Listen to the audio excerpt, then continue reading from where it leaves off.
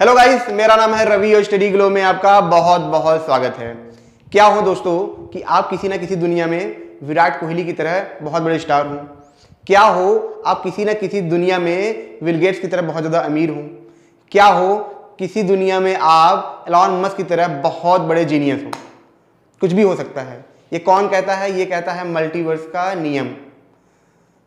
Multiverse क्या है दोस्तों? ये एक अल्टरनेट यूनिवर्स के बारे में बताता है, अल्टरनेट आइडेंटिटी के बारे में बताता है।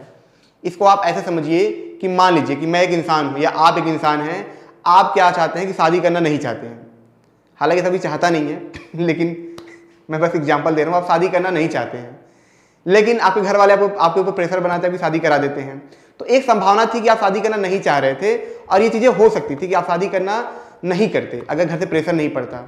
मतलब अगर घर से प्रेशर नहीं पड़ता तो एक रियलिटी ये होती कि आप शादी नहीं करते। तो ये रियलिटी किसी ना किसी यूनिवर्स में हो रही होगी, किसी ना किसी ब्रह्मांड में क्या हो रही होगी, ये रियलिटी हो रही होगी। तो अगर किसी ब्रह्मांड में ये रियलिटी हो रही होगी तो इसका मतलब एक ब्रह्मांड होगा। वो ब्रह्मांड हमारी ही ब्रह्मांड की तरह होगा, हमारी धरती की तरह वहां प्लेनेट होगा, हमारी ही सूरज की तरह वहां पे सूरज होगा। सब कुछ वैसे होगा, बस वहां पे क्या होगा, थोड़े से चेंजेस होंगे। वो क्या चेंजेस हैं? वो है संभावनाओं की चेंजेस। ठीक है, जैसे कि विराट कोहली अगर वर्ल्ड कप जीतना चाह रहे थे, वो कभी जीत नहीं पाए अपने कप्तानी में, तो किसी ना किसी यूनिवर्स में वो वर्ल्ड कप जीत रहे होंगे। ये मल्टीवर्स इस थ्योरी के बारे में बात करती है। लेकिन आप पूछेंगे कि सर ये तो आप बड़ी बड़ी बातें बोल रहे हैं, तो इसकी शुरुआत कैसे हुई, ये क्या कैसे ये नियम काम करता है, ये भला ये कैसे हो सकता है, मल्टीवर्स कैसे हो सकता है? ऐसे तो अनंत ब्रह्मांड हो जाएंगे क्योंकि संभावनाएं अनंत हैं। तो ये कैसे हो सकता है? आइए बात करते हैं इसकी शुरुआत कैसे होती है। इसकी शुरुआत दोस्तों होती है श्रोडिंगर के द्वारा। बहुत ही बड़े वैज्ञानिक होते हैं, बहुत महानतम वैज्ञानिक होते हैं। मैं आपको बता दूं, क्वांटम में दो लोग ऐसे हैं जिनके बिना ये दुनिया नहीं आगे जा सकती है, जिन्होंने रिवोल्यूशन ला दिया। हम आइंस्टाइन की बातें करते हैं, न्यूटन की बातें करते हैं, लेकिन हाइजेनबर्ग और श्रोडिंगर ये दोनों ऐसे वैज्ञानिक थे जिन्होंने क्या किया है, बहुत बड़ा क्वांटम में काम किया। आज पूरी दुनिया अगर चेंज हो रही है, उन्हीं की बदौलत चेंज हो रही है। और मैं आपको बता दूं, क्वांटम इंटेंगलमेंट ये इन्हीं की देन है, इन्हीं वैज्ञानिकों की देन है, जो आज आने वाले टाइम में आपको बता दूं कि ये क्या करेगा, इंसान को गायब कर देगा। वो तो बात की बात है। आते हैं श्रोडिंगर के कैट, एक एक्सपेरिमेंट था, हाइपोथेटिकल एक्सपेरिमेंट था, जिसके बारे में बात करते हैं। और यही से जन्म होता है मल्टीवर्स के बारे में। श्रोडिंगर एक कल्पना करते हैं, एक हाइपोथेसिस करते हैं कि एक क्या है, बॉक्स रखा हुआ है, कमरा है छोटा सा, उसके अंदर हमने क्या किया है, एक बिल्ली को डाल दिया है। अब कमरा हमने बंद कर दिया। अब कमरे में हमने क्या किया है, साइनाइड की एक बोतल है जिसमें हमने साइनाइड रख दिया है। ठीक है, वहां पे वो रखा हुआ है। अब क्या होगा कि कमरा हमने बंद किया, मैं कमरे के बाहर हूं। अब कमरे के अंदर दो संभावनाएं हैं, या तो बिल्ली जिंदा रहेगी या तो बिल्ली मर जाएगी। दो चीजें होंगी, या तो बिल्ली जिंदा रहेगी या तो बिल्ली मर जाएगी। इसका मतलब बिल्ली की दो अवस्था है, दो संभावनाएं हैं। ये तब तक है जब तक हम उस कमरे के अंदर नहीं देख रहे हैं। लेकिन होगा क्या कि जैसे ही हम कमरा खोलेंगे, हमको क्या दिखेगा, वह या तो वहां पे बिल्ली मरी हुई है या तो वहां पे जिंदा है।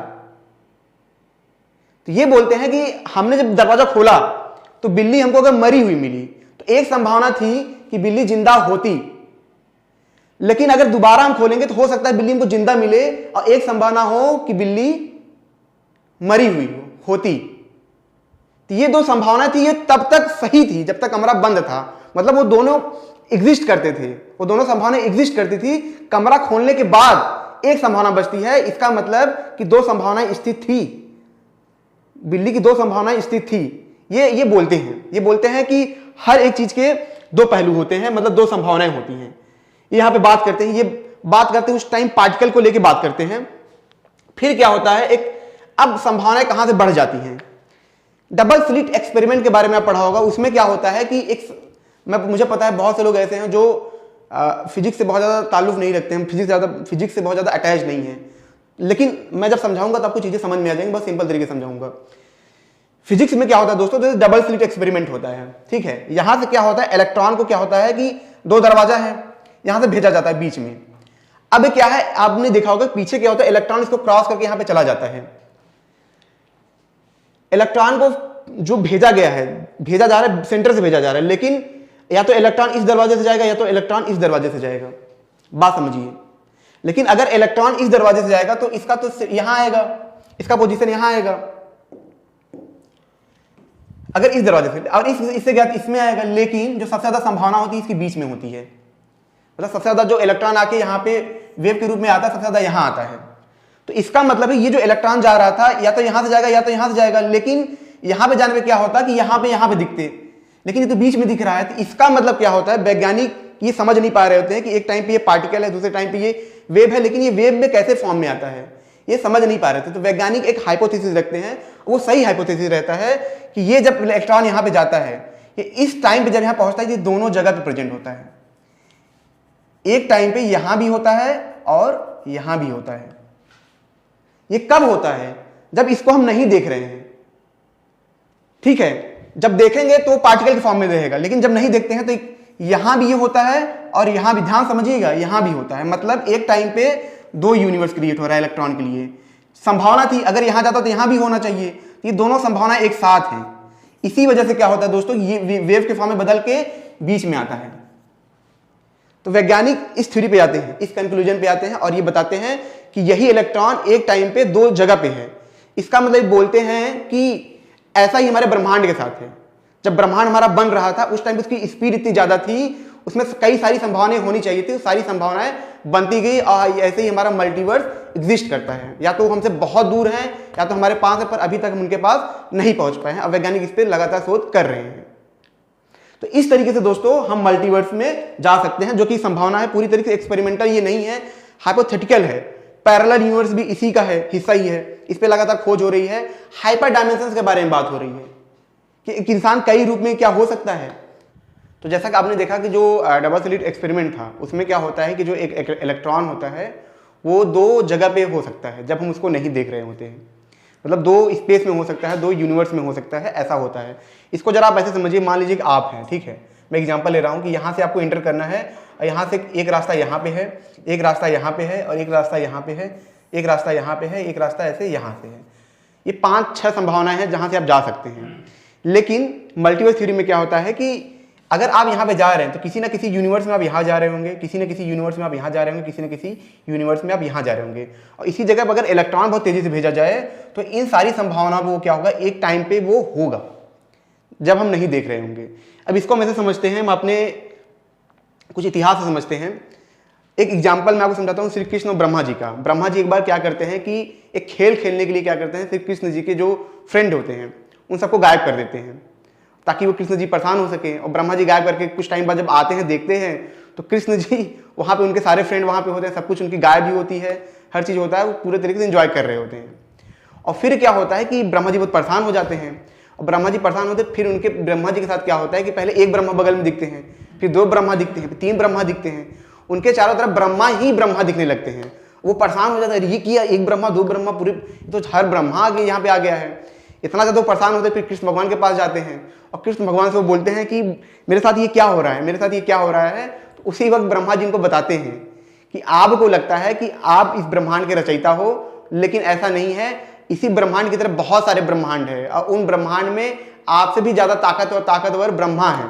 मतलब सिर्फ ब्रह्मा आप ही नहीं हो, ऐसे बहुत सारे संभावित ब्रह्मा हैं जो और भी यूनिवर्स में होंगे। तो वहाँ से पहला जो एग्जाम्पल निकल के आता है मल्टीवर्स का, जो कृष्ण लीला दिखाते हैं और मल्टीवर्स के ब्रह्मा को एक साथ ब्रह्मा को दिखाते हैं और उनको एहसास होता है कि दुनिया अनंत है और अनंत यूनिवर्स है यहाँ पे। उसके बाद एक चीज़ और होती है उसी वक्त में कि जो गोपियाँ होती हैं वो कृष्ण के साथ क्या होती हैं, मतलब डांस करना चाहती हैं, रहना चाहती हैं, ठीक है। और उस वक्त में क्या है, कृष्ण अकेले हैं, अब वो तो किसी एक के साथ रह सकते हैं और गोपियाँ बहुत सारी। तो वहाँ पे भी मल्टीवर्स का एक देखा जाता है, मल्टीवर्स थ्योरी के बारे में चीज़ें निकल के आती हैं। कृष्ण क्या करते हैं, अपने रूप को कई भाग में बना लेते हैं, मतलब अपने सारे मल्टीवर्स का जो रूप होता है एक जगह पे लाते हैं और जो सारी गोपियाँ होती हैं उनके साथ क्या करती हैं, उनके पास रह पाती हैं। ये चीज़ें इसमें भी देखने के लिए मिलती है। और एक चीज़ें मैं आपको दोस्तों और बता दूं कि जैसे आप ऑटोबायोग्राफी ऑफ योगी पढ़ेंगे तो उसमें जो लहड़ी महाशय थे उनका भी यही था कि वो एक टाइम पे, उनका तो प्रैक्टिकल है, प्रूफ है उनका पूरा, तो एक टाइम पे कई जगह पे वो जा सकते थे। लेकिन आप पूछेंगे सर ये एक जगह पे कई जगह जा कैसे सकते हैं, ये इन्हीं के साथ क्यों होता है, नॉर्मल इंसान क्यों नहीं कर सकता। देखिए अब मैं साइंस को जोड़ूंगा और अध्यात्म को जोड़ूंगा। एक बात समझिए आप कि साइंस में क्या है कि बोला जाए पार्टिकल की स्पीड बहुत ज़्यादा होती है और इस वजह से क्या होता है, जहाँ पे प्रोबेबिलिटी की चीज़ें आने लगी, जैसे कि मैंने स्लिट लगाया तो वो क्या था, कई जगह पे होने लगा। वैसे जो इंसान एनलाइटमेंट हो जाता है, ये माना जाता है कि वो इनफाइनाइट है, मतलब उसकी जो बॉडी है इनफाइनाइट है, और जो चीज़ इनफाइनाइट होगी वो भी क्या होगा, कई जगह पे जा सकती है, ठीक है। क्योंकि जो चीज़ इनफाइनाइट होगी उसकी स्पीड, कोई चीज़ इनफाइनाइट कब होगी, जब उसकी स्पीड क्या होगी, स्पीड ऑफ लाइट के आसपास होगी, जैसा कि अल्बर्ट आइंस्टाइन बोलते हैं। तो इस वजह से भी क्या होता है कि जो एनलाइटमेंट लोग होते हैं वो अपने रूह को कई फॉर्म में चेंज कर सकते हैं, कई फॉर्म में बना सकते हैं, और हम क्या कर सकते हैं, हमारा जो रूप है उससे हम कभी नहीं मिल सकते क्योंकि हम इनफाइनाइट नहीं हैं। तो ये पूरी मल्टीवर्स थ्योरी के बारे में बात मैंने बताई कि ऐसी संभावनाएं हो सकती हैं, ऐसी यूनिवर्स हो सकते हैं जिसके बारे में वैज्ञानिक अभी खोज कर रहे हैं। प्रैक्टिकल प्रूफ नहीं पाया गया है कि समानांतर ब्रह्मांड होते हैं या नहीं होते हैं, मल्टीवर्स होता है या नहीं होता है। अगर ये लेक्चर दोस्तों आपको अच्छा लगा हो, इसको लाइक करें, कमेंट करें, शेयर जरूर करें, ताकि और भी लोगों को इसके बारे में पता चले। मिलते हैं नेक्स्ट लेक्चर में। Thank you so much.